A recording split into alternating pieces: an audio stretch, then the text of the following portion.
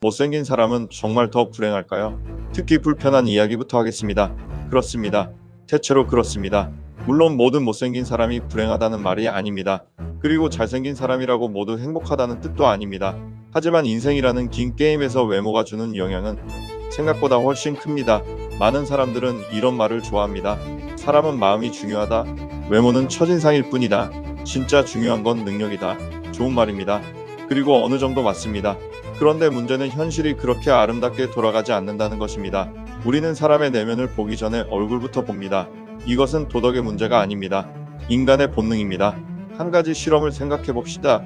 키 180cm, 좋은 체형, 깨끗한 피부, 뚜렷한 이목구비, 그리고 웃는 표정을 가진 사람이 들어옵니다.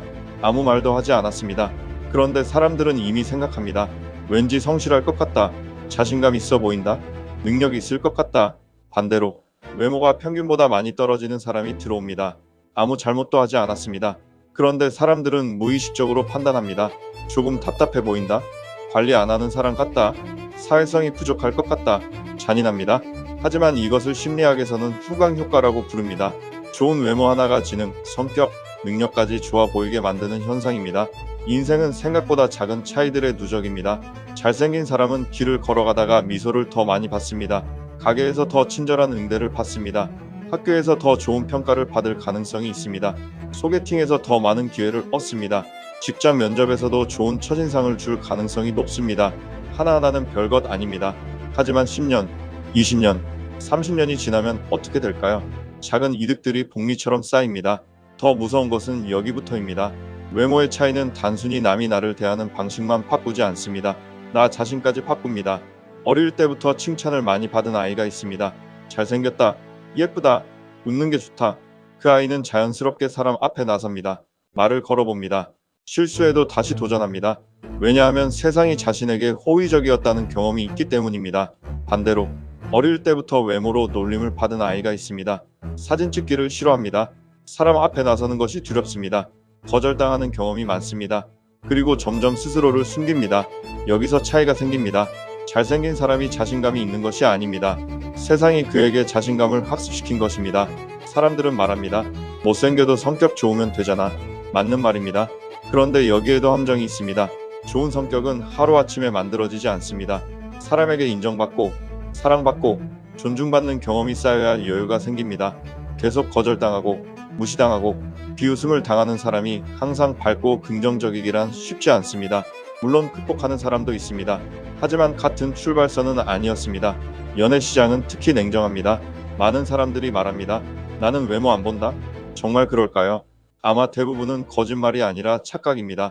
인간은 자신이 생각하는 것보다 훨씬 본능적인 존재입니다.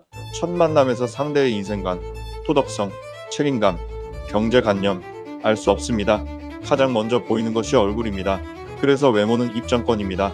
게임으로 치면 캐릭터 선택 화면입니다. 물론 좋은 캐릭터를 골랐다고 게임을 잘하는 것은 아닙니다. 하지만 시작은 훨씬 쉽습니다. 여기서 사람들이 가장 분노하는 지점이 있습니다. 그럼 못생긴 사람은 포기해야 하냐? 절대 아닙니다. 오히려 현실을 인정하는 순간부터 게임이 시작됩니다. 문제는 외모의 중요성을 부정하는 사람들입니다.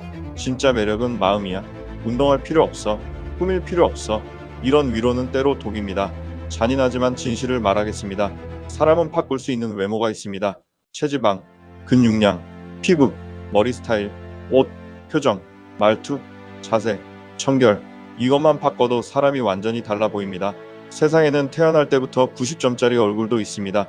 하지만 40점에서 65점으로 올라가는 사람은 정말 많습니다.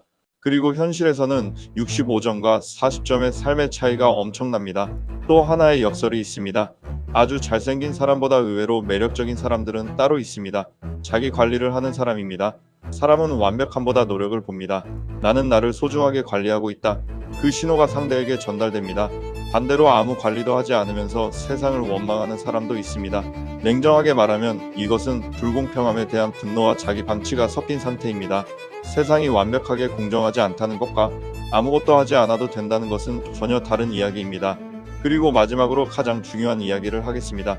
외모는 분명 중요합니다. 아마 많은 사람들이 인정하는 것보다 훨씬 중요합니다. 하지만 외모가 인생의 전부는 아닙니다.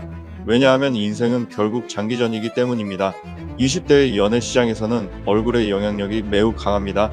그러나 시간이 지나면 돈, 능력, 성격, 사회적 지위, 대화 수준, 건강, 신뢰, 책임감 같은 요소들이 점점 더 큰 비중을 차지합니다.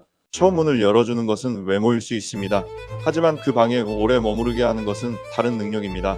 그럼에도 불구하고 우리는 한 가지 진실을 인정해야 합니다. 세상은 공평하지 않습니다.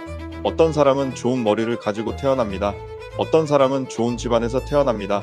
어떤 사람은 좋은 얼굴을 가지고 태어납니다. 그것은 부정할 수 없는 현실입니다. 하지만 인생에서 가장 위험한 사람은 불리한 조건을 가진 사람이 아닙니다. 자신이 불리하다는 사실조차 인정하지 않는 사람입니다. 현실을 인정해야 전략을 세울 수 있습니다. 못생긴 사람은 더 불행할 가능성이 있습니다. 이 말은 잔인합니다. 하지만 현실을 숨기는 위로보다 현실을 알고 바꾸는 불편한 진실이 더 가치 있을 때가 있습니다. 그리고 어쩌면 진짜 질문은 이것일지도 모릅니다. 나는 얼마나 잘생겼는가?가 아닙니다. 나는 내가 가진 조건으로 어디까지 올라갈 수 있는가? 그 질문을 하는 순간 인생이라는 게임은 다시 시작됩니다.